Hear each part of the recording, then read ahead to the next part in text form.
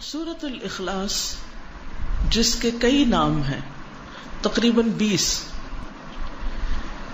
اور یہ سورت 1/3 قرآن کے برابر ہے، یعنی اتنی اہم سورت ہے۔ گویا اگر آپ اس کو سمجھ جائیں تو 1/3 قرآن آپ کو سمجھ آ گیا، کیونکہ قرآن مجید میں 3 طرح کے احکامات ہیں، 3 طرح کے علوم ہیں: توحید، احکام اور قصص۔ یا تو عقیدے کی بات ہے، یا پھر اللہ تعالیٰ کے احکامات ہیں جن پر ہمیں عمل کرنا ہے، یا پھر گزشتہ قوموں اور انبیاء کے واقعات اور قصص ہیں۔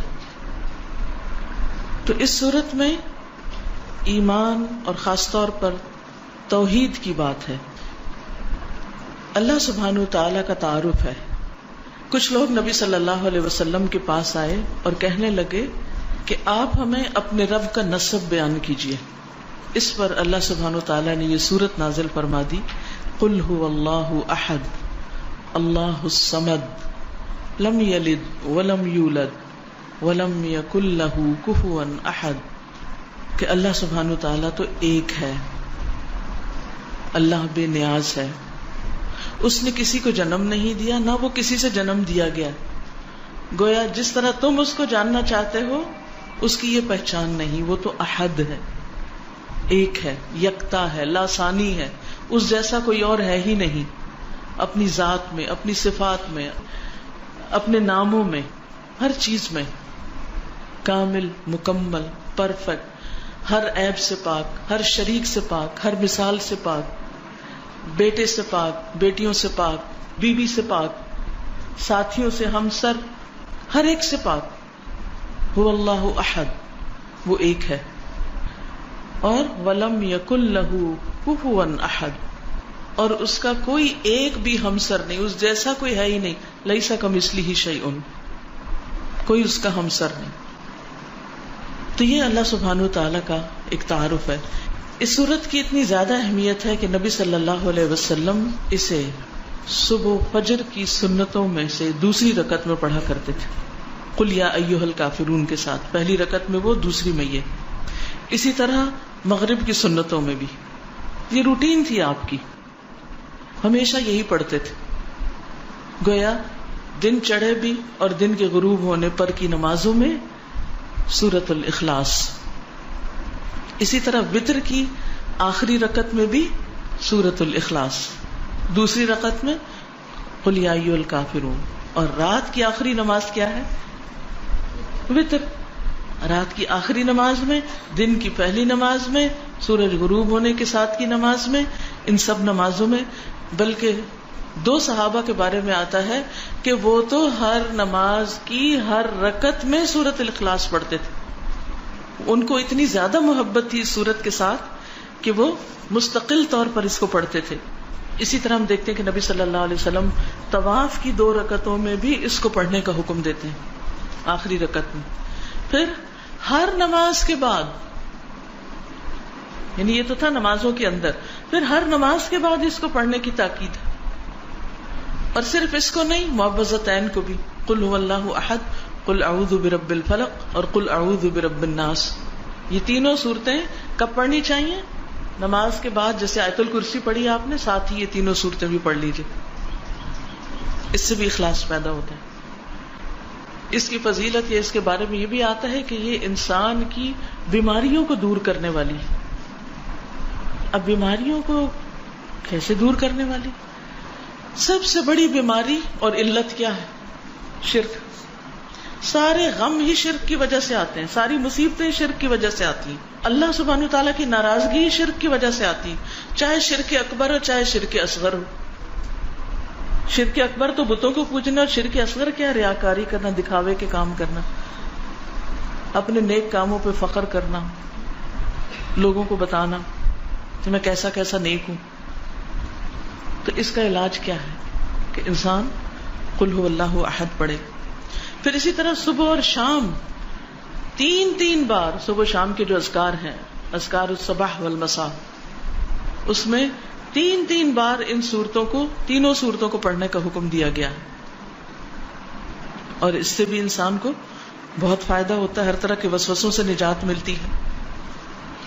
پھر اسی طرح رات کو سوتے وقت کس طرح پڑھی جاتی ہے؟ رات کو سوتے وقت 3 دفعہ. مثلا نبی صلی اللہ علیہ وسلم جو طریقہ بتایا وہ کیا ہے؟ ہتھیلیوں کو جوڑ کر اس میں پڑھا جائے قل هو اللہ احد، قل اعوذ برب الفلق، قل اعوذ برب الناس، یعنی مکمل صورتیں. پھر ہاتھ میں پھونک ماری جائے، پھر سر، اور سر کے بعد اگلے حصے میں چہرے، اور چہرے کے بعد جسم کے اگلے حصے پہ پھیرا جائے جہاں تک ہاتھ جاتا ہے. ٹھیک ہے، بازو وغیرہ سب کچھ جہاں جہاں آپ کا ہاتھ جاتا. پھر دوسری بار اسی طرح ہاتھ جوڑ کے قل هو اللہ احد، قل اعوذ برب الفلق، قل اعوذ برب الناس، سر، چہرہ، اگلا حصہ، اور پھر پچھلا جہاں تک ہاتھ پہ. پھر تیسری بار اسی طرح 3 بار آپ نے اپنے آپ کو روزانہ رات کو سوتے وقت دم کرنا ہے. اب ذرا آپ گنیں کتنی بار ہو گئی یہ صورت؟ 5 نمازوں کے بعد، وتر میں، 2 سنتوں میں، صبح شام کے اذکار میں 3 بار، اور پھر رات کو 3 بار. ہم اس صورت کو سورت الفاتحہ سے بھی زیادہ بار پڑھتے ہیں دن میں. اور اگر کوئی بیمار ہو جائے، خصوصاً کسی کو جن پڑ جائے یا کوئی روحانی بیماری ہو جائے، کوئی جادو ہو، کچھ ہو، تو اس کے لیے جو رقیہ کیا جاتا ہے اس میں بھی ان صورتوں کو پڑھنا لازم ہے، اس میں بھی پڑھیے. اسی طرح کوئی بچہ بیمار ہو جاتا ہے، آپ خود بیمار ہیں، تو آپ دن کے وقت بھی اپنے ہاتھوں پہ پڑھ کے اپنے سارے جسم پہ پھیریے. جو شخص ہر روز رات کو اپنے اوپر یہ دم کرے گا، کیا اسے بیماریوں سے نجات ملے گی یا نہیں؟ ملے گی نا. یقین سے پڑھیں تو بات ہے نا. ڈپریشن سے، وسوسوں سے، غم سے، پریشانیوں سے، تفکرات سے پھر اچھی نیند آئے گی یا نہیں؟ آئے گی نا، کیونکہ آپ نے ان سب چیزوں سے چھٹکارا حاصل کیا. نبی صلی اللہ علیہ وسلم اپنی زندگی کے آخر تک یہ معمول روزانہ کرتے رہے. آخر میں جب آپ بہت بیمار اور لاغر ہو گئے تو حضرت عائشہ نے آپ ہی کے ہاتھوں پہ پڑھ کے آپ کے ہاتھوں کو اس طرح جسم پر جہاں تک وہ جاتے تھے پھیرا، ان کی برکت کی وجہ سے. تو اس سے آپ اندازہ لگا سکتے ہیں کہ اس سورت کی ہماری عملی زندگی میں کتنی زیادہ اہمیت ہے. نہ صرف یہ کہ اس سورت کی بلکہ اگلی 2 سورتوں کی بھی. نبی صلی اللہ علیہ وسلم نے ایک موقع پر ایک لشکر کا امیر کسی کو بنا کر بھیجا، تو وہ ان کو نماز کی امامت بھی کراتا تھا، جماعت کراتا. جب وہ جماعت کراتا تو ہر رکعت کا اختتام قل هو اللہ پہ کرتا، یعنی کچھ اور بھی پڑھتا مگر قل هو اللہ لازمی پڑھتا.